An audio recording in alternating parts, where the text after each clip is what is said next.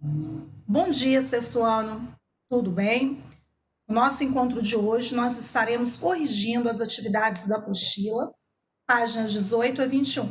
Peço que todos fiquem com o material aí preparado para corrigirmos, sempre deixando as respostas completas, né? Porque vocês vão precisar desse material mais à frente também para consulta, fazer outras atividades. Peço também que vocês, ao terminarem a correção, sinalizem com certo a caneta para estarem cientes de que tudo isso já foi corrigido. E a correção hoje é da apostila, páginas 18 a 21.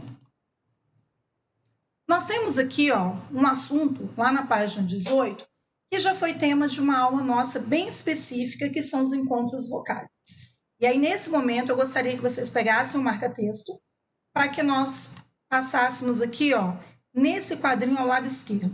Enquanto eu estiver lendo, vocês até podem, mas essas marcações que eu peço na apostila, elas são importantes porque lá na frente vocês vão precisar, ok? Quando falamos em encontros vocálicos, nós estamos falando de encontros de vogais. Nós já vimos aí que existem as vogais e as semivogais. Vamos dar uma relembrada qual a diferença das duas? Quando eu falo vogal, eu tenho aquela que tem o som mais forte do que a semivogal. Portanto, a semivogal, então, é a mais fraca. Nós temos 3 tipos de encontros vocálicos. O chamado ditongo, depois nós temos o tritongo e o hiato. Qual a diferença entre esses encontros vocálicos? Quando se for ditongo, nós teremos na mesma sílaba 2 vogais, uma vogal e uma semivogal. Relembrando que a vogal tem o som mais forte do que a semivogal, e as duas permanecem juntas na mesma sílaba.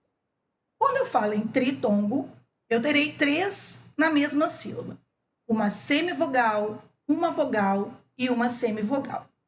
Já o hiato é o encontro de 2 vogais em sílabas separadas. Por que no hiato nós não temos vogal e semivogal? Porque no hiato as duas têm a mesma intensidade de som. Por isso que as duas são chamadas de vogal e cada uma fica numa sílaba separada, justamente devido à intensidade delas serem a mesma. Então, nós temos 3 encontros vocálicos, ditongo, vogal e semivogal na mesma sílaba, tritongo, semivogal, vogal e semivogal na mesma sílaba, e o hiato nós temos 2 vogais, uma em cada sílaba. Podemos ter também, numa única palavra, um ditongo e um hiato. Como que eu faço para reconhecer o tipo de encontro vocálico presente em cada palavra? Aí vem aquela dica, separar a palavra em sílabas. E aí fica fácil de eu identificar que tipo de encontro possui aquela palavra. Então, nós vamos ver aqui, encontros vocálicos, vocês vão aqui para mim, são sequências de fonemas, que são sons, vocálicos e semivocálicos em uma palavra. Vocálico é aquela vogal mais forte, e o semivocálico é a semivogal que tem um som mais fraco. Quando em uma mesma sílaba há um fonema vocálico e um semivocálico, chamamos o encontro de ditongo, ou seja, 2 na mesma sílaba. Quando nós temos 2 fonemas vocálicos, reparem que aqui não foi usada a expressão semivocálico, por quê? As 2 vogais têm a mesma intensidade de som, por isso que cada uma fica em sílaba diferente. Então, em sílabas separadas, chamamos de hiato. Vou pedir que vocês peguem agora uma caneta e vamos acrescentar aqui o tritongo, porque aqui só tem o ditongo e o hiato. Então, nós temos 2 encontros vocálicos. Vocês vão acrescentar o terceiro aqui para mim. Escrevam aqui, por favor. Tritongo, 2 pontos. Semivogal, faz o sinalzinho de mais. Vogal, sinalzinho de mais. Semivogal, na mesma sílaba. Vou repetir. Tritongo, 2 pontos. Semivogal, faz o sinalzinho de mais. Vogal, outro sinalzinho de mais, semivogal, na mesma sílaba. Ok? temos os 3 encontros vocálicos presentes aqui. Ditongo, hiato e acrescentamos o tritongo. Então, nós temos a regra especial de acentuação para o hiato, que nós vamos relembrar agora.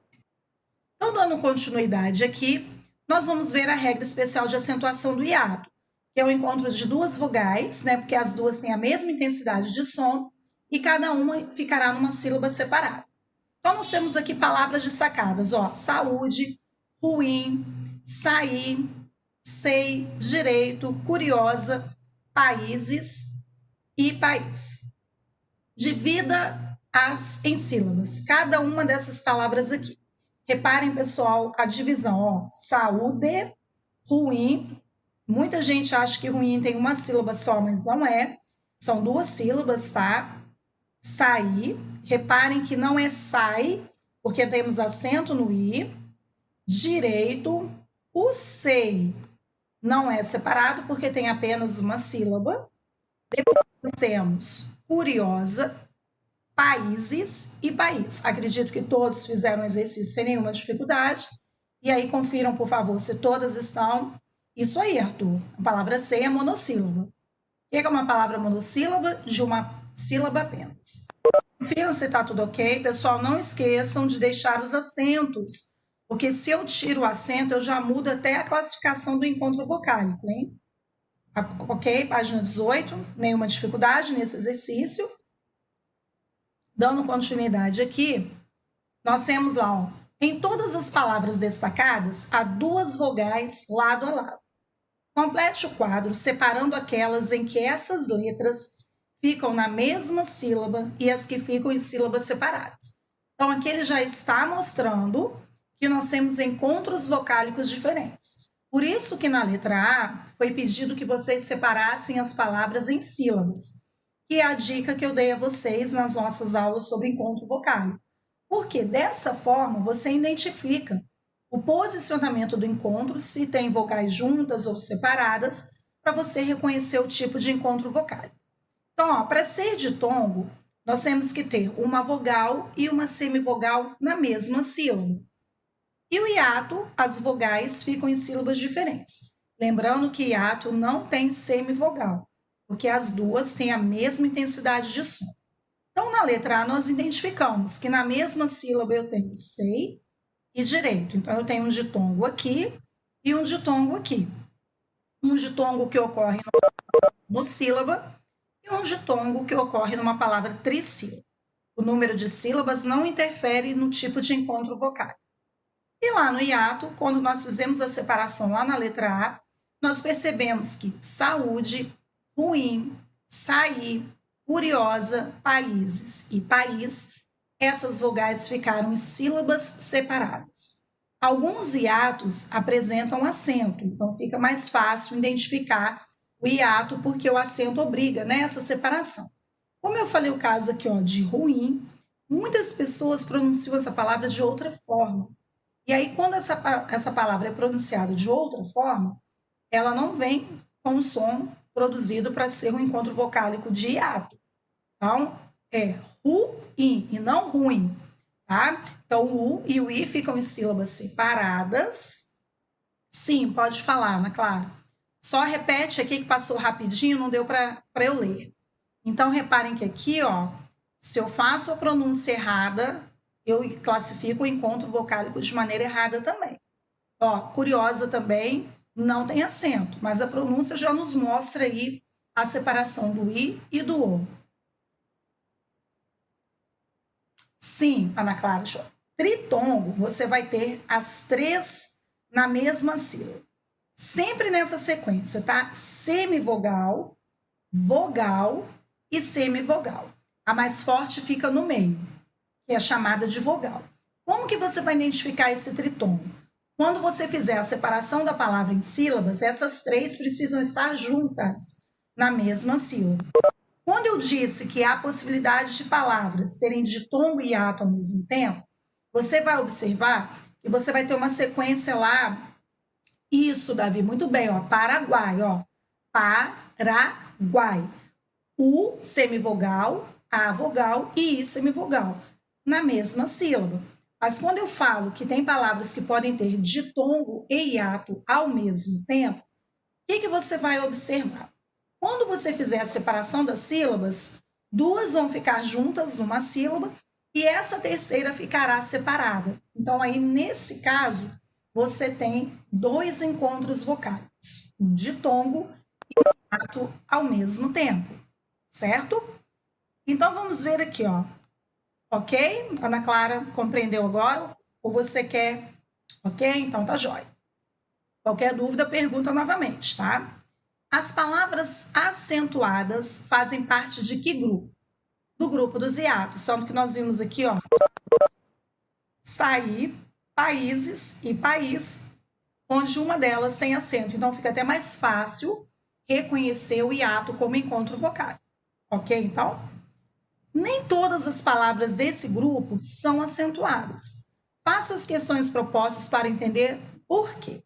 Ó, porque separado no final de oração é uma interrogativa indireta. O que é uma interrogativa indireta?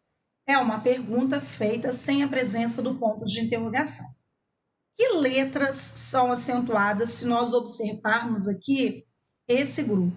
Ó, nós vimos aqui, ó, nem todas as palavras desse grupo são acentuadas. Faça as questões propostas para entender por quê. Que letras são acentuadas? O I e o U.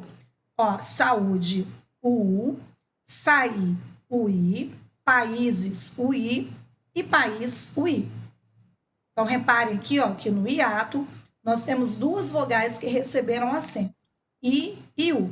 Atividade simples, fácil, nós já tínhamos estudado os encontros vocálicos, então ficou que tranquilo para que vocês pudessem fazer as atividades. Dando continuidade aqui, ainda na página 19. Elas estão em sílaba átona ou tônica?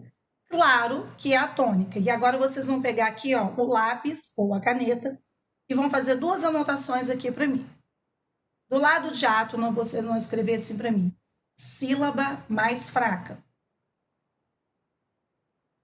E do lado de tônica, sílaba mais forte. Eu gostaria que todos fizessem essa anotação, ok? Nós estamos até revisando um conteúdo já trabalhado anteriormente. Então, essas anotações são importantes, porque na hora de um outro exercício tem ali a revisão. Então, átona, sílaba mais fraca, tônica, sílaba mais forte. Lembrando que sílaba tem acento no i. E outra, pessoal, nós conversamos sobre a sílaba tônica. Toda palavra tem sílaba tônica, que nós acabamos de ver o conceito, que é uma sílaba mais forte. Mas eu gostaria que alguém respondesse aí no chat para mim. Prestem atenção no que eu vou falar e a pergunta que eu vou fazer. Todas as palavras têm sílabas átonas e sílabas tônicas, que nós acabamos de ver aqui. Átona mais fraca, tônica mais forte. Todas as sílabas tônicas das palavras necessariamente têm acento? E aí, pensem e alguém responde ali para mim. Não, muito bem. Toda palavra tem sílaba tônica, que é a mais forte, mas não necessariamente toda sílaba tônica tem acento. Ok? Então, relembraram esse conceito? Então, anotem aqui do lado essas duas informações. Átona, sílaba mais fraca, tônica mais forte, e nem toda sílaba tônica obrigatoriamente terá acento. Tanto que nós vimos aqui, ó, vamos voltar, ó, ruim e curiosa tem a sílaba tônica. Mas o que diferenciou de saúde, sair, países e país? Exatamente a falta do acento. Mas todas, como sei direito também, têm a sua sílaba tônica. Vamos passar aqui, ó, o marca-texto nesse quadrinho aqui, que tem uma dica muito importante, também já trabalhada na nossa aula sobre encontros vocálicos. Quero que vocês destaquem aqui, ó. Sabe por que palavras como rainha e bainha não são acentuadas? Por causa do NH após a vogal do hiato. Então, ó, reparem que nós temos um NH aqui, ó, logo depois do I. Então, é rainha, bainha. Então, nós temos aqui um outro caso de hiato sem acento. Então, passem o marca-texto aqui, por favor. E no número 14, essas letras são a primeira ou a segunda vogal do hiato? A segunda. Número 15. O acento das palavras presentes no quadro é explicado pela chamada regra do hiato.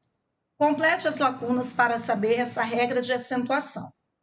São acentuadas as vogais I e U quando elas forem... Aí ele deu todas as vogais aqui, mas no exercício anterior nós vimos exatamente quais receberam acento. Então, eu não poderia ter colocado nem um A, nem um E e nem um O. Reparem, pessoal, que o som do A, E e O, ele é um som mais intenso, diferente do I e do U. Repare, olha a diferença de som que eu produzi aqui, ó. A, E, O. Olha o som como é mais alto, ó. I e U. Então, por isso que as vogais são acentuadas exatamente as duas, ok? A segunda vogal do hiato, nós já até vimos aqui, ó. Então, não é a primeira, é a segunda. Tanto que nós temos lá, ó, sa, u, d. Para esse U ter um som forte como A, o que foi feito, então, ali? Foi dado a ele um acento. Então, sa, u, d. Aí eu separo A e U, ok? Se estiverem sozinhas ou acompanhadas de S na sílaba tônica, ok? Porque nós estamos falando da sílaba mais forte. Lembrando que a átona é a mais fraca. Confiram aí se está tudo certinho, certo a caneta em cada atividade corrigida e o marca-texto aqui, ó, nessa dica importantíssima sobre o hiato. Tudo bem? Posso passar para a próxima atividade? Página 19, sinalizem para mim se está ok. Correção. Para eu dar continuidade. Obrigada, pessoal. Continuando, então, aqui, ó. Ainda na página 19, nós temos lá, ó, as duas palavras que apareceram lá naquele quadro, que é ruim e curiosas, que não são acentuadas. Nós vimos lá, dentro do grupo de hiatos, um grupo com acento e um outro grupo sem acento. Exatamente as duas aqui, ó, ruim e curiosas, não receberam acentos, mas são hiato. Por quê? Na separação silábica, o U ficou de um lado, o I do outro. A mesma coisa aqui, ó, o I de um lado e o O do outro.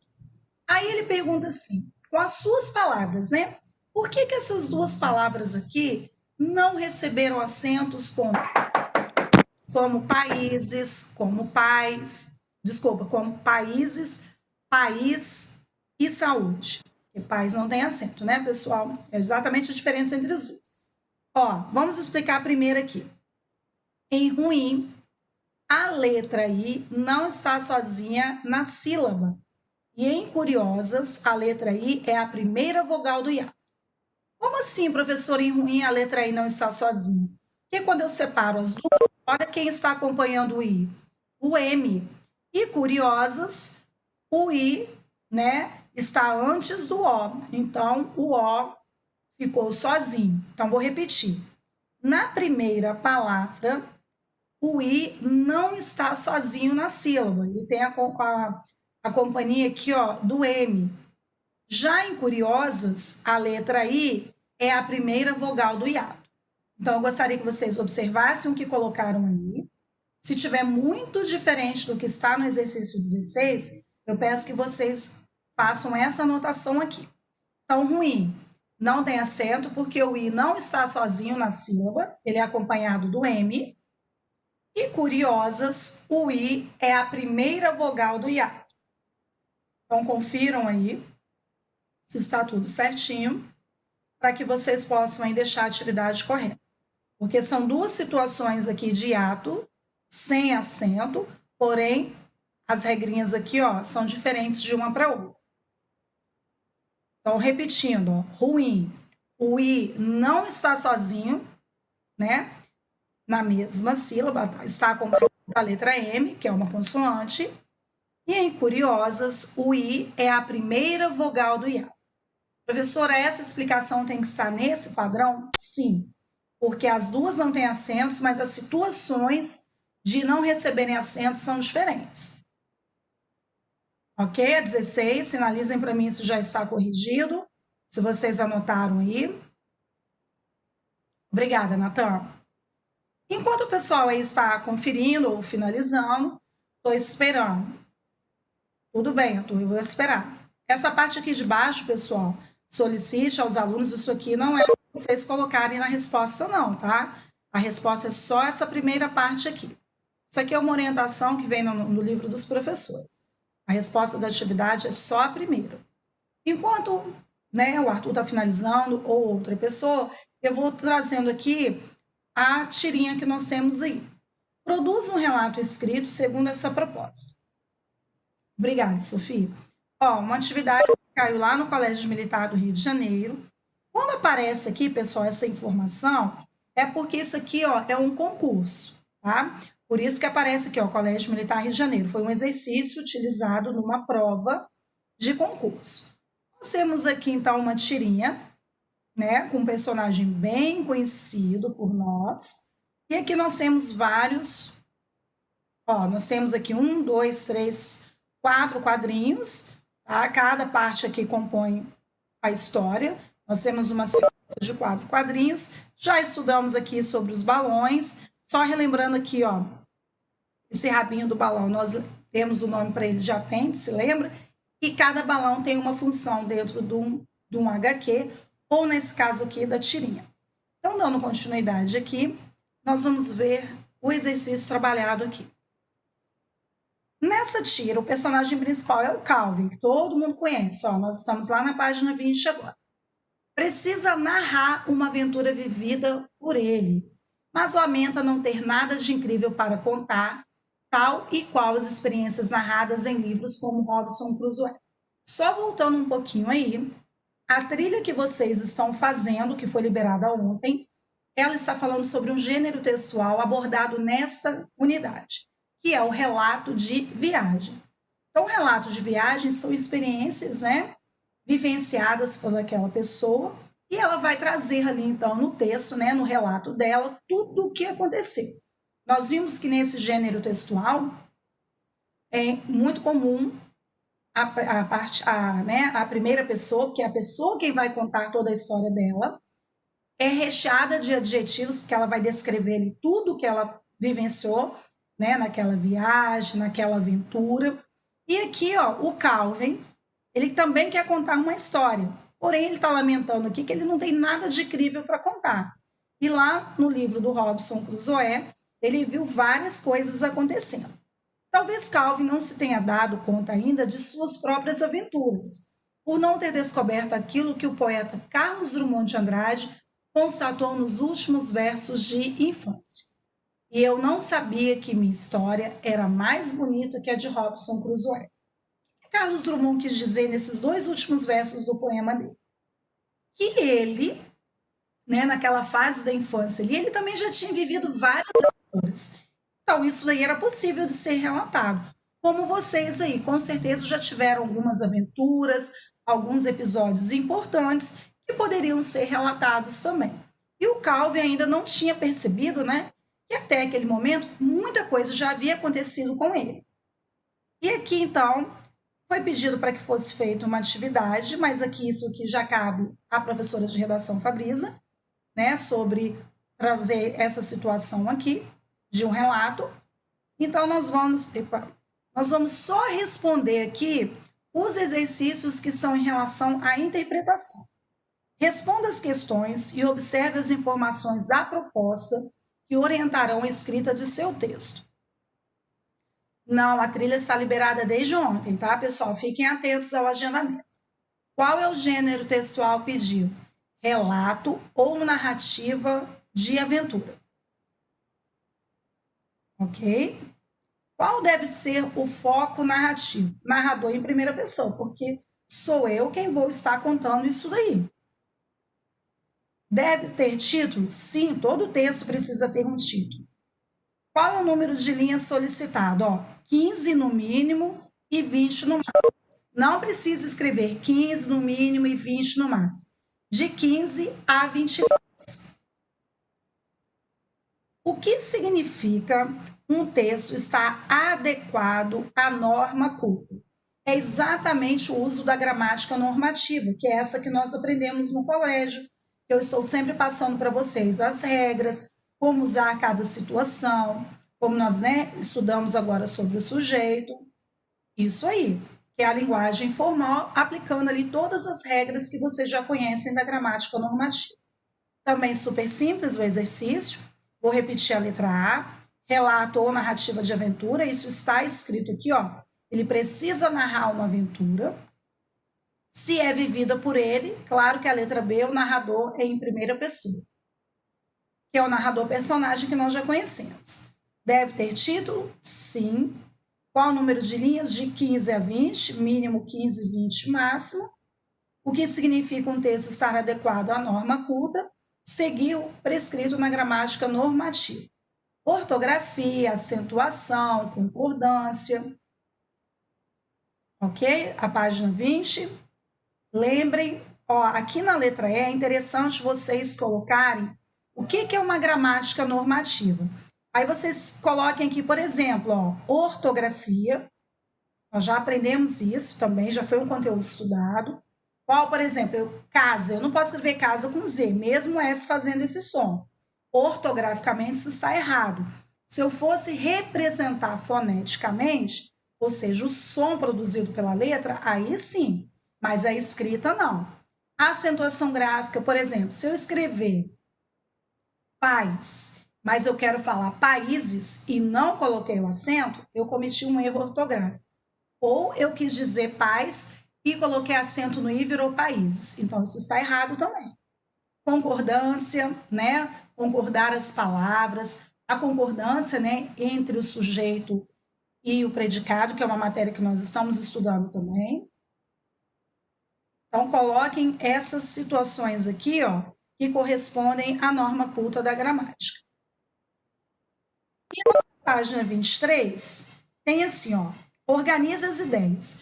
E tem as características do gênero textual que nós estamos vendo aqui nessa unidade, que é relato de viagem. Vocês tinham que ver aqui da letra A até a letra I, quais são as características desse gênero textual que vocês deveriam marcar. Coincidência entre autor e narrador, porque, né, o narrador aqui é o próprio autor do texto, é o personagem, ele que vai trazer ali tudo que ele vivenciou. A apresentação dos fatos em ordem cronológica, é a ordem do tempo, né, em que as coisas aconteceram. Por exemplo, se eu quero, se lá o nosso relato lá, 100 dias entre céu e mar, do Amir Klink, ele não começou o texto quando ele chegou no destino dele. Não, ele começou desde a preparação da viagem, todo o percurso até chegar lá. Então, isso é uma ordem cronológica. Descrição de lugares e de personagens, por isso que eu falei a presença, né, grande de adjetivos, porque vocês vão estar ali trazendo exatamente essas situações. No relato de viagem, como o autor e o narrador são os mesmos, eu posso trazer aqui, ó, a linguagem informal. F, predominância de verbos conjugados no pretérito perfeito e no pretérito imperfeito. Pretérito perfeito, ação concluída. Pretérito imperfeito é aquela ação que ainda durou um determinado tempo. Uso da primeira pessoa, pode ser no singular ou plural. Se o autor é o próprio narrador, eu não posso fazer o texto em terceira pessoa. E indicações precisas de tempo e lugar, para aí sim o leitor compreender exatamente tudo o que aconteceu naquela experiência ali vivida pelo narrador. Então, nós temos letra A, B, C, D, E, F, G e a letra L. Desculpa, a letra I. Ok? Ó, a página está aqui, ó, página 23. É só, eu sempre deixo aqui no slide para que vocês não se percam aí. Dando continuidade, o último exercício da página 23, ele tem a ver com a matéria que nós estamos estudando agora sobre sujeito. E agora eu vou dar uma revisada aqui nesses conceitos, e aí eu gostaria que todo mundo prestasse atenção agora, depois eu dou um tempinho para vocês conferirem a resposta. Nós temos aqui, ó, número 1, número 2, simples, expresso, composto e a palavra sujeito. Vamos dar uma relembrada aí no que nós vimos na nossa aula sobre sujeito. Sujeito é um ser que pratica ou sofre uma ação. Esse sujeito pode ser do tipo simples, ele terá apenas um núcleo, lembrando que núcleo é a parte mais importante ou a principal. O sujeito composto, eu terei 2 ou mais núcleos, lembrando que os determinantes, eles não acompanham o núcleo. Se no exercício pedir encontre o sujeito, você coloca tudo do sujeito. Mas se precisar lá retirar o núcleo, você vai tirar só a palavra mais importante. Nós temos aí o sujeito expresso, é aquele que eu consigo visualizar. E nós temos aí o sujeito chamado oculto ou desinencial. Que tipo de sujeito é esse? É aquele que todos nós chegamos à mesma resposta. Ele não está visível ali no contexto, mas eu consigo identificá-lo. E nessa possibilidade de conseguir a identificação desse sujeito, todos vão achar a mesma resposta. Quando eu falo sujeito indeterminado, já é aquela situação que existe um sujeito ali, porém eu não consigo identificar. Em que situações esse sujeito vai ocorrer? Na terceira pessoa do plural, ou seja, a oração começa com o verbo na terceira pessoa do plural, ou com o verbo na terceira pessoa do singular acompanhado de si. Nessa situação, nós vamos ter várias possibilidades de trazermos esse sujeito. Como há várias respostas, eu não consigo, então, determiná-lo. Por isso, ele é chamado de sujeito indeterminado. E o último sujeito que nós aprendemos é oração sem sujeito. Em que casos nós temos oração sem sujeito? Verbos que indicam fenômenos da natureza, o verbo haver indicando tempo decorrido, o verbo haver no sentido de existir, o verbo fazer também indicando tempo decorrido, que foram as regrinhas que nós vimos lá para esse tipo de oração sem sujeito. Quando eu falo oração sem sujeito, não tem sujeito mesmo, são compostas por verbos impessoais. Então, nós temos aqui, oração é toda estrutura que possui verbo. Quando nós estudamos frase, nós vimos frase nominal e frase verbal. Qual a diferença entre as duas? A frase nominal, composta por várias palavras, mas nenhuma delas tem a presença de verbo, por isso ela é nominal. Lembrando que para ser frase tem que ter sentido completo. Quando eu falo frase verbal, entre as palavras usadas na frase, uma delas é verbo, por isso ela é chamada de frase verbal. Quando se fala em oração, é obrigatório a presença de verbo ou locução verbal. O que é uma locução verbal? 2 verbos, um chamado de auxiliar, seguido pelo verbo principal. As orações, elas são identificadas dentro de um período a partir da quantidade de verbos ou locuções presentes. Por exemplo, dentro de um período, eu acho que há a presença de 2 orações, mas para eu confirmar isso, o que eu vou fazer para eu ter certeza? Eu achei um verbo e uma locução verbal. Então, você tem 2 orações dentro daquele período. Mas agora eu achei 2 verbos e uma locução verbal. 3 orações. Mas já agora, nessa outra situação, eu encontrei 4 verbos. Então, você tem 4 orações. A quantidade de orações será definida pela quantidade de verbos ou locuções verbais presentes. Ok? Deu para entender, Arthur? Ficou claro aí o que é uma oração? A oração precisa ter verbo ou locução verbal presente. Ótimo, então tá bom. Então vamos ver aqui, ó. Oração, então, e predicado. Quando se fala em predicado, nós estamos falando de sintagma verbal. Ou seja, o predicado ele precisa ter verbo. Sintagma nominal, o núcleo é nome, e sintagma verbal é verbo. Então, lá no predicado, eu terei verbo. Então, é a parte do sintagma verbal, onde nós separamos aí os 2 blocos. Quais são esses 2 blocos? O sujeito de um lado, o predicado do outro. O sujeito é o sintagma nominal e o predicado é o sintagma verbal. Então, o predicado, ele tem que ter verbo, senão ele não é predicado. Então, ó, oração. sujeito expresso, podendo ser simples, com um núcleo, ou composto por 2 ou mais núcleos. Então, nós temos aqui, ó, uma oração, tem sujeito e predicado aqui, no nosso contexto. O sujeito pode estar expresso, expresso é aquele que eu visualizo, ele pode ser simples ou composto. Se ele for simples, ele vai ter um núcleo. Se ele for composto, 2 ou mais núcleos. O sujeito pode ser também oculto, que é aquela situação em que nós identificaremos o verbo, aliás, o sujeito, né, através do verbo. Então, ó, a sequência é essa daqui. Ah, professora, eu coloquei expresso no final. Aí vai dar errado, porque olha só, cada caixinha de texto tem uma sequência aqui. Então, sujeito, expresso, simples, um núcleo, composto, 2 ou mais núcleos. Não tem como colocar em outra ordem, tá, pessoal? Isso aqui é um esquema. O que é um esquema?